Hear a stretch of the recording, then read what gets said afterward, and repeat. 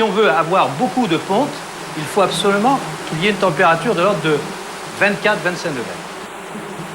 Voilà. Alors ces mouches qui sont autour de nous, là, elles piquent, elles sont... Pas du tout, vous voyez, regardez.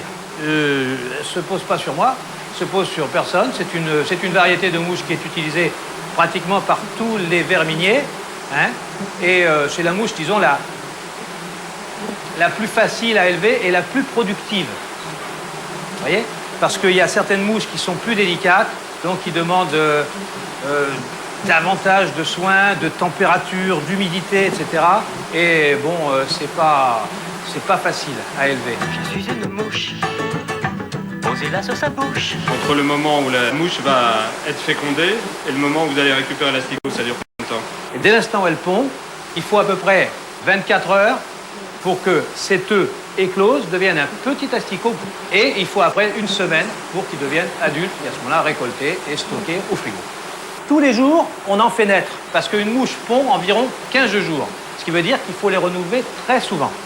Alors, dès qu'elles naissent, elles commencent à sortir de son cocon. Elle naît sans ailes et ensuite elle reste pendant 5-6 heures sans s'envoler en fait. Et puis au bout de 3-4 jours, elle commence à s'accoupler. Et 2-3 jours après, elle commence à pondre. C'est-à-dire qu'il lui faut 8 jours pour qu'elle devienne adulte. Il y a une fécondation interne, donc il y a un monsieur mouche qui... Et il y a un monsieur mouche. D'ailleurs, je pense que si la caméra pouvait s'approcher, mais dans le nombre, pour les trier, c'est difficile, on verrait les mouches s'accoupler. D'ailleurs, on en voit... mais enfin, effectivement, c'est pas facile quand même. Elles sont peut-être un petit peu timides aussi du fait qu'elles n'ont pas l'habitude d'être filmées non plus. Oui, elles sont pudiques en tout cas. Absolument, absolument.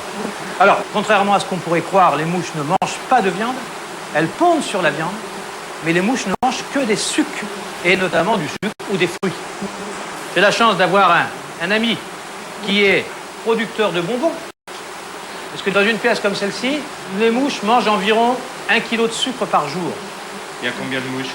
Combien de mouches, c'est difficile à évaluer. Disons qu'on représente à peu près en litres. Ça représente à peu près 30 à 40 litres d'asticots par semaine. Et dans un litre d'asticot, selon la taille, on peut trouver peut-être 10 000 asticots dans un litre, vous voyez. Voilà. Alors donc, ça mange du sucre. Ça boit également. On leur met donc de l'eau sur des graviers pour pas qu'elles se noient. Et ça arrive à boire 2 à 3 litres d'eau par jour. Voilà. Alors, ensuite, ces mouches, pour les faire pondre, on leur met des récipients dans lesquels on y met de la viande. Voilà un morceau de viande qui a été placé il y a quelques heures et déjà les mouches ont pondu. D'ailleurs, on les voit. Les points blancs, là, ce qui les ressemble points à de la blancs, graisse. voilà, les points blancs, ce sont des œufs.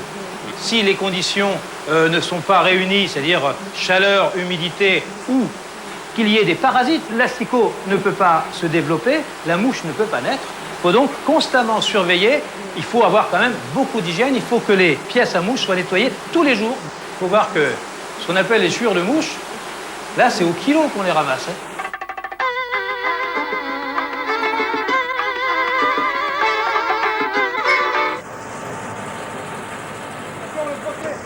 Les œufs sont déposés là-dessus. Alors, on donne à manger à ces œufs cette viande qui est broyée. C'est du bœuf? C'est du bœuf, exclusivement du bœuf. Et il faut des viandes les moins grasses possibles pour que tout se mange. Mais c'est de la viande, je précise bien, qui est impropre à la consommation humaine. C'est pas de la vache folle. Ah, c'est pas de la vache folle. Tout est incinéré, il n'y a aucun verminier qui peut récupérer de la vache folle pour faire des asticots, et heureusement d'ailleurs. Cette viande, si elle n'était pas devenue des asticots, à quoi aurait-elle servi? L'aliment pour animaux et pour les os, pour les cirques. C'est exactement la même. Et les lions mangent la même chose? Tout à fait.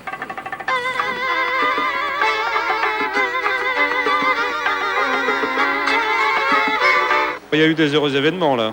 Oui, c'est la ponte de cette nuit. On avait vu les œufs, ben, ces œufs ont éclos. Ils ont quelques heures, ils ont 6 heures à peu près.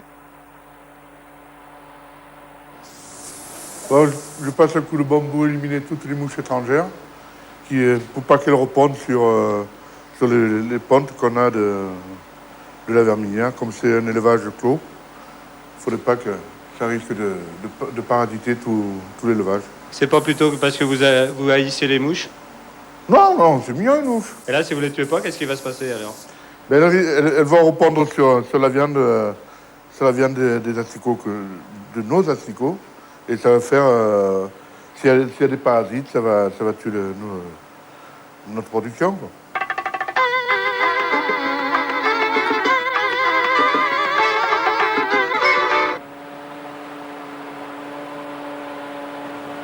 Ceux-là ont quel âge? Ils ont 24 heures, ils ont triplé.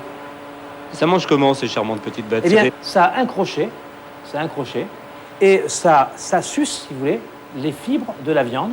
C'est pour ça que quand ils ont fini de manger, il ne reste plus que les nerfs et les os. Tout est sucé, il n'y a plus rien. Et c'est ce qui se produit en fait naturellement, parce que tout cadavre dans la nature est éliminé par les asticots. Sinon, s'il n'y avait pas les asticots, eh bien, automatiquement, eh bien, il y aurait de la putréfaction, il y aurait des maladies. On dit qu'une plaie qui est occupée par des asticots est une plaie saine, c'est vrai? Absolument. Disons que pendant la guerre de 14, on mettait des asticots sur les plaies, et je crois que même encore de nos jours, on utiliserait les asticots pour soigner certaines plaies très graves.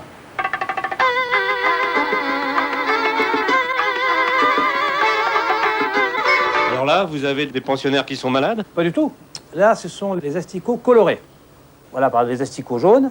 C'est du Il safran. faut leur faire ingurgiter un colorant. Alors quel colorant? Ah, ça, ce sont des colorants, bien entendu, que nous préparons nous-mêmes. C'est un petit secret, si vous voulez. Chaque verminier a sa manière de préparer son colorant. Moi, j'ai le mien. Bon, c'est pas trop mal, regardez. Mes jaunes ne sont pas trop vilains. C'est du curry? C'est du curry, on pourrait confondre, effectivement. Et vous avez ici les rouges. Pareil, même procédé. Ça voudrait dire mélange. que les poissons sont capables de distinguer les couleurs. Absolument. Au dire des grands pêcheurs, un asticot rouge fera la différence quand un blanc ne marche pas. Quand on recherche de la brème, c'est un asticot jaune qui marchera mieux. Et des fois, le mélange des deux, un blanc et un rouge. Là, Voilà. si vous perdez l'équilibre... Bon, bah, si je tombe dedans, bon, bah, je me relève, bien sûr. Mais enfin, il y a quand même une anecdote à ce sujet. Ça remonte il y a très très longtemps. Enfin, c'est un vieux verminier qui m'avait raconté que un de ses collègues avait eu un malaise, crise cardiaque, et il était tombé dans un bassin. Enfin, on appelle ça un bassin, ce qu'on voit là, des bassins de fabrication. Et sa femme, ne le voyant pas revenir le soir, est allée le chercher quelques heures après. Et donc, il était mort, bien sûr, le pauvre. Et les asticots avaient déjà commencé, si vous voulez, à faire leur travail, c'est-à-dire qu'ils commençaient à lui rentrer dans les oreilles, dans le nez, etc.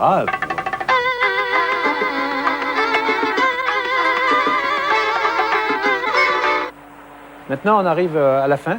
Et au bout de 6 jours, voilà, c'est fini. Ils ne mangent plus. Ils sont dessous la viande.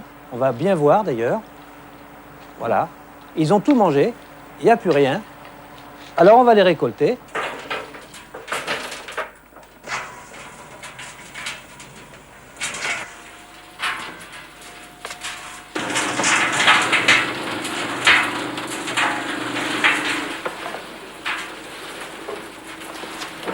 Maintenant, on va passer au toilage. C'est-à-dire, le toilage, c'est de faire passer les asticots sur des toiles de jute à large maille. Alors, le principe, l'asticot ne supporte pas la lumière. Il recherche toujours l'obscurité. Donc, nous, volontairement, on les éclaire. Et donc, ils cherchent à passer sous la toile. On les fait passer par force. L'asticot est intimide. Il est intimide, exactement. Il est discret, il ne veut pas se faire voir. Il se planque parce que dans la nature, s'il se balade, un oiseau le voit, il le mange. Donc il cherchera toujours à se planquer, se passer sous des pierres, sous une branche, enfin du moins sous les feuilles, et ensuite il va se transformer en mouche. Ils vont passer maintenant en chambre froide pendant 48 heures, et ensuite on passera à la commercialisation, et c'est terminé.